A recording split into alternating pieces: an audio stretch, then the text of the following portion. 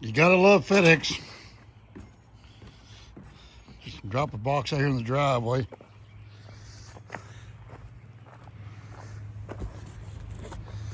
All right, let's carry this down to the garage and unbox that. See what we got here. Come on. All right, so we keep these big old massive dolly right there around just for special occasions. Show you what we got going on right here. There, come in. So we had a discussion here a while back about to delete or not delete this Duramax. It's a 2020, and I decided to go Banks Ram Air, Banks hot and cold side pipes, and the turbo inlet. So, and I did a VSE CCV reroute. Don't know if I'll put a catch can on it. Right now I've got the line going down to the ground.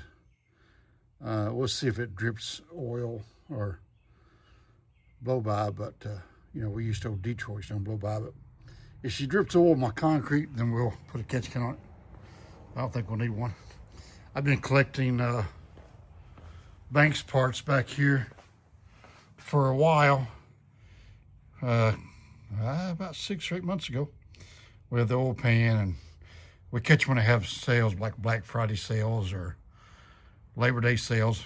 We have a oil pan, transmission pan, and a differential cover for the rear.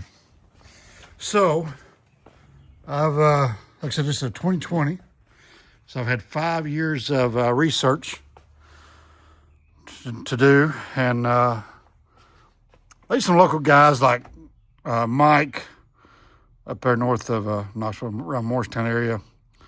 Pretty cool dude. He makes his own EGR kits and stuff. And then you got Hunter Rayburn, Underdog Diesel.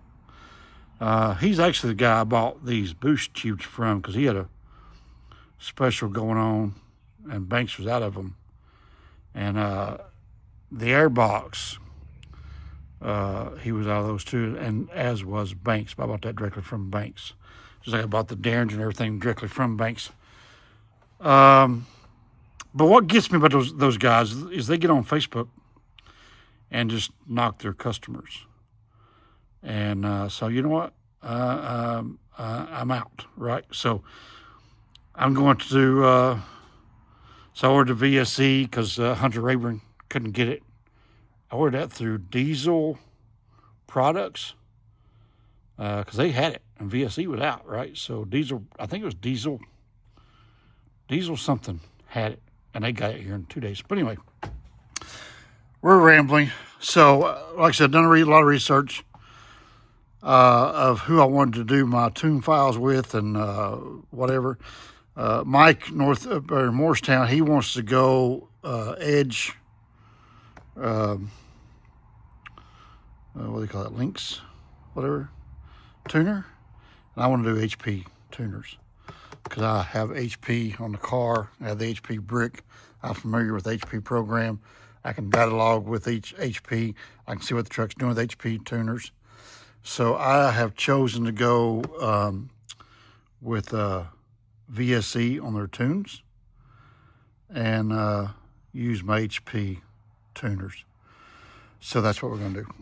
But the problem is that I thought all we had to do is take this downpipe and stuff off and EGR cooler, all that junk back there, and then that big downpipe back there off the turbo. But it turns out all this junk's got to come off again. And that right there was a pain in the butt. So that's got to come off. That inlet I just done's got to come off. So all this crap has got to come back off that I just done. Got to take it all back off. If I had known that, I was right there. All I had to do is take the Y bridge off, and we would have been right there. So at least I know how it goes on, how it comes off. So now I just got to take it all back off. No big deal, right? Just a half a day's work. So, but that was a pain in the butt getting that turbo inlet done. So now we got to do it again. Actually, because I did the pipes, I didn't do the turbo inlet because I just like, I didn't do it. And then about a week later, I come back out and I did it. And so, yeah. If you follow directions and pull the junk off that tells you to pull off, like Banks gives you really good directions. If you follow his directions and pull that AC compressor like he says to, it's easier job. But I tried it without doing it, and I couldn't do it. So I finally did it, and it was a lot. It made a lot. The day go by a lot faster. But anyway, that's where we are with that. So, oh yeah. So yeah, I'm sorry. So we went Speed Lab on the EGR, delete and block off plates and downpipe and exhaust pipe. So Banks boost tubes, Banks ram air, Banks turbo inlet, VSE, CCV reroute. I also have PPE oil filter and coolant reroute kit, so I can put a bigger fuel filter on it, and a VSE fuel filter system to put on it. So, and then Speed Lab, SPE Lab, delete kit, and then I'm going VSE tunes with HP tuners. So yeah, so I sold, so today I had some platform scales to weigh cars. Sold those today for $900. Sold a Traxxas XRT today for $850. And I sold a HP Tuner 3 brick today for $300. So I pretty much covered my price of delete here. So let's go get that box out of the driveway and show you what we got in the box.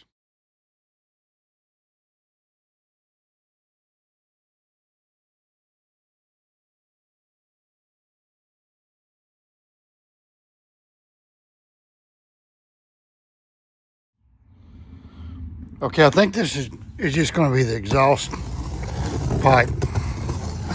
I went with a 5-inch stainless pipe, and I don't know how good Speed Lab pipes are. I figured they're all probably the same junk here, you know. But oh my gosh, they got all that foam stuff in there. Hopefully it stays contained in that black plastic. Oh yeah, good deal. That stuff is a mess. So yeah, nice. So we went 5-inch straight pipe and no muffler. With the train. Yeah, so far all the clamps are looking good. I see some guys get some and they're all bent up. So yeah, looking good. Looking good, looking good. So yep, should help the old girl breathe really good. And that's how she's supposed to be. So this truck has 40,246 miles on it. And I was like, oh, you're gonna avoid your warranty. I need a sign up there that says I am the warranty. So this truck's never had a problem. It's thrown a check engine light here and there. It threw one for a while on pigtail number 4. I just kept racing the code, and it's not been on in 2 years. It does have a recall on the Allison 10-speed valve body, but all they do is they want to reprogram the computer to detect wheel lockup. Next engine warranty 150,000 miles at that point, but they don't have the valve body. If they had the valve body, I would do the recall. But just to do the recall to reprogram the computer, I'm like, no, I'm not doing that, because I know future plans is to delete. So why waste my time with them and their stinking little TCM programs? So because whenever you flash it, it's going to override it anyway. So if the valve body ever does fail, if, you know, that's a big word, if, I don't think it ever will, because this thing's buttered. But if it ever does, we will put a valve body in it. no big deal. I'm gonna try to get this thing on the lift for the very first time. I bought that lift to hold this truck. It's an 11,000 pound lift. I've never had this truck on the lift, but we're gonna try it because I gotta service the transmission. I want to change the transmission fluid, change the transmission pan, and all that. So while we're doing it, we're gonna give her a full, complete fluid change. But anyway, so I don't think the downpipe is in here. So we're waiting on that box to come. This is just the exhaust kit. And if a drone is too bad, then you just take one of these pieces right here out and replace it with a muffler. But all my research shows that a muffler doesn't help it. So the 5-inch is actually better than the 4-inch as far as less drone. They say it only drones like in 10th gear pulling a heavy load. So my RV is 21,000 pounds. And if it does drone, we'll just drop from 10th to 9th. But I think she runs 9th gear pretty much anyway because I only run 62 to 65. And I run Florida. So I don't think I'll have a drone issue that often. So we will find out. But anyway, this old girl's going to breathe and just do a whole lot better. Here, come in. Yeah, warranty's up, man. She's a 2020. This is now 2026. So, I mean, I think it's got a 100,000 mile powertrain, but that might even be over as well. Like I said, this truck will never, it's got 40,000 miles on it. I don't think she will ever need anything that's warrantable.